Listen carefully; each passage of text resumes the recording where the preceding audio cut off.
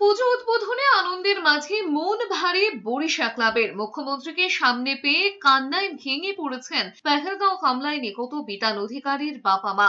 হাত ধরে তাদের পাশে থাকার আশ্বাস দিয়েছেন মুখ্যমন্ত্রী মমতা বন্দ্যোপাধ্যায়। ভরসা দিয়ে বলেছেন, কাঁদলে হবে না, শরীর খারাপ হবে। একটা ছেলে গিয়েছে ঠিকই, কিন্তু এত ছেলে তাদের পাশে রয়েছে।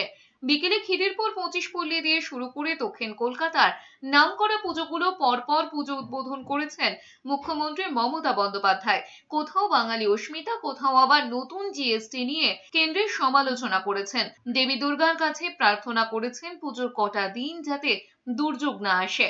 বেহালার পুজো উদ্বোধনে গিয়ে মেট্রো নিয়ে আবেগে ভেসেছেন তিনি। জানিয়েছেন, রেলমন্ত্রী থাকাকালীন তিনি এই প্রকল্পটির অনুমোদন করেছিলেন। অর্থ যোগান থেকে মুখ্যমন্ত্রী হওয়ার পর এই প্রকল্প বাস্তবায়নে জমির ব্যবস্থা করেছেন।